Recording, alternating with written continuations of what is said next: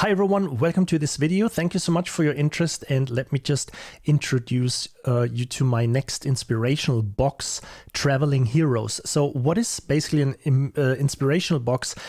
Think 8-bar arrangements, orchestral arrangements that you can use for your commercial work, that you can use for motivation, for inspiration. Before we get into the content, what's inside and what you can do with it, let's just listen to a couple of these.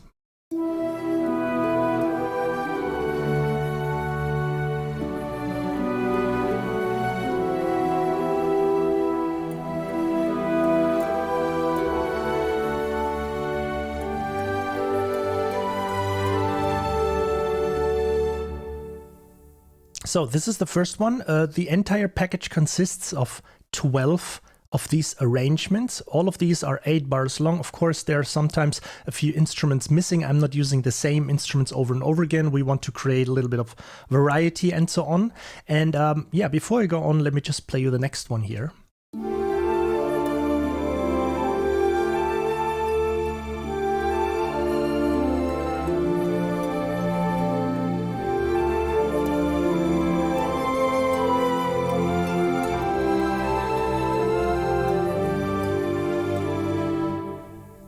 Okay, so as you can also see, if I just go, let me just open an entire thing. So you can see how these have been done.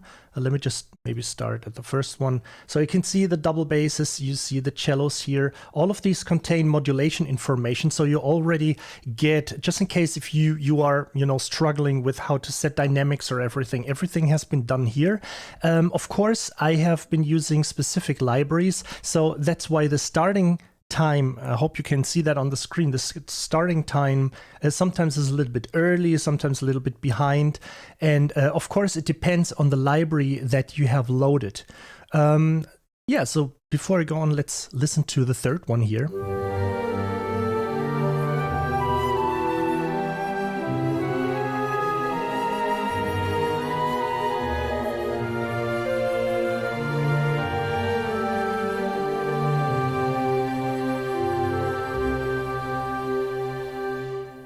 So by now you should probably know why it's called Traveling Heroes. What I wanted to do is definitely create that vibe that we know from, role-playing games like, Morrowind, Skyrim, and you name them. All of these adventure games, role-playing games, when the hero and your character is traveling through all kinds of locations, sometimes mysterious, sometimes happy. So let me just play you the fourth one here.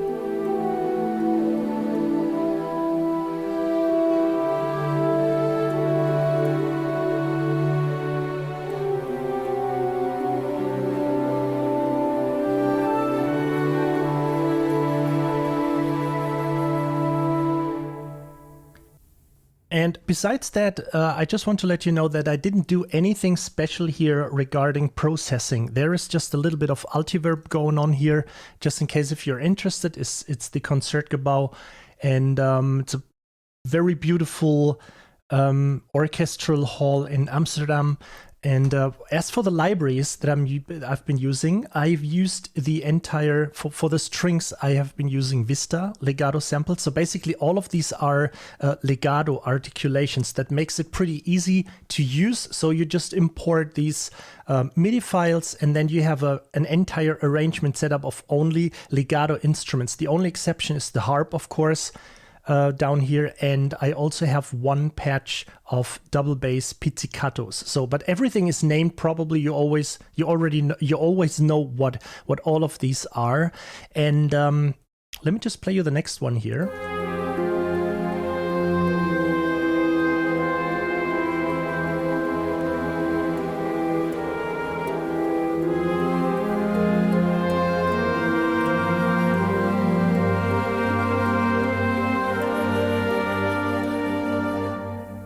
Okay, so I already started with the strings. I've used Vista legato strings by Performance Samples. Of course, you can use whatever you want. You also have to adjust the starting points a little bit. You can use Araya legato samples. You can use VSL, whatever you want.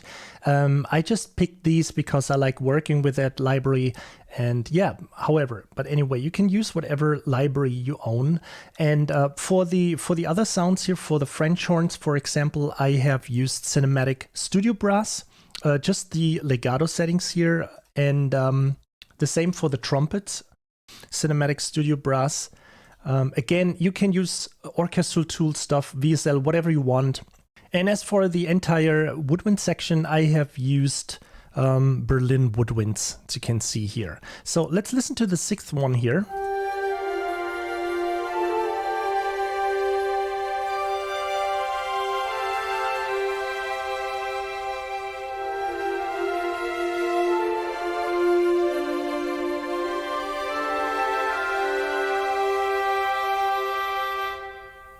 Okay, so this one is definitely some kind of like a morning vibe. The hero's getting up, had a hopefully restful night, and then, you know, heading out for the next adventures. So all of these are setting with a specific mood, that you're traveling, that you are in a non-battle situation, non-tension situation. You can use this, as I said before, in your commercial work, no matter if it's video games, if you are creating licensed music. The only thing, of course, you have to think about is that if you use the exact precise arrangements with the exact precise instruments and the exact precise settings that I've been doing, and other people do that too, you eventually may run into some similarities. So what you want to do is, change the tempo. I've set up here 80 BPM. You can use whatever tempo you want. You can use whatever key you want. You have access to all of these individual instruments, so you can change, replace, rearrange, whatever you want. Maybe you think that some of these woodwinds sound better with strings. Maybe you think that some of the strings sound better with woodwinds or brass or whatever. You can do everything that you want. Let's go on and play you. Let's skip forward. Let me just play you number 8 here.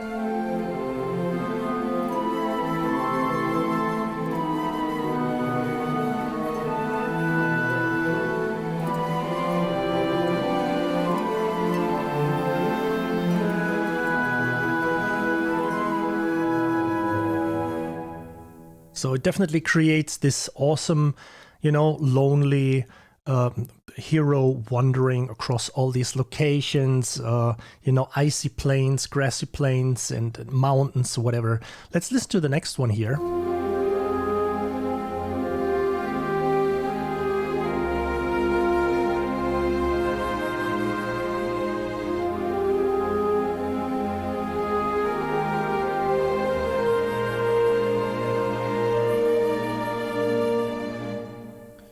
So as I already mentioned, we have a little bit of a reverb here. That's the only thing that I've used for this entire arrangement. There is nothing going on with specific, room settings. It's all of the instruments just routed into the reverb. So I also added audio files for you to preview, just in case if you want to, kind of like preview how the arrangement sounds, so you don't have to load all of this stuff into this. It's of course low quality MP3s. You are not allowed to use these preview files in your compositions. First of all, it's 64 kbit preview MP3 files, so they are low quality, but I did that on purpose so nobody is just using like the audio snippets, because that wouldn't be really good and cool. And also what you can see here for the mastering section, there's a little bit of compression going on, a little bit of fresh air to just give it a little bit of air, and just a little bit of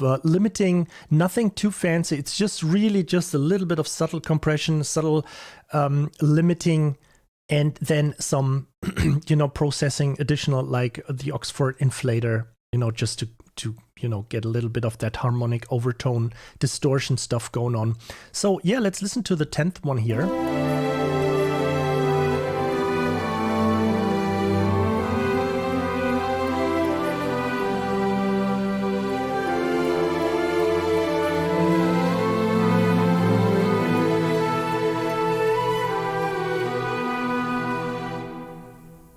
Okay, so I hope you get a good impression on what these things are. If you have any questions, please feel free to contact me anytime. You find the info below the video, and towards the end, let's listen to the last remaining 2 ones here.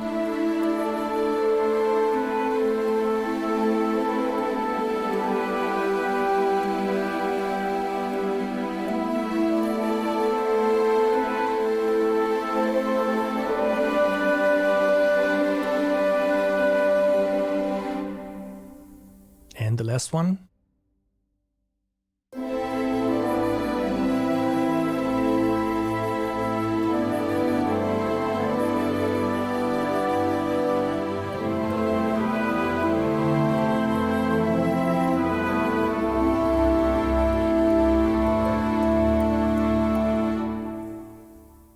Okay, so last but not least, for the harp, I've used an older library. It's the Project Sem concert harp. So we talked about all the instruments. You heard probably all of these files here. And yeah, I'm just saying thank you for your interest, and I hope you enjoyed this little video. Bye.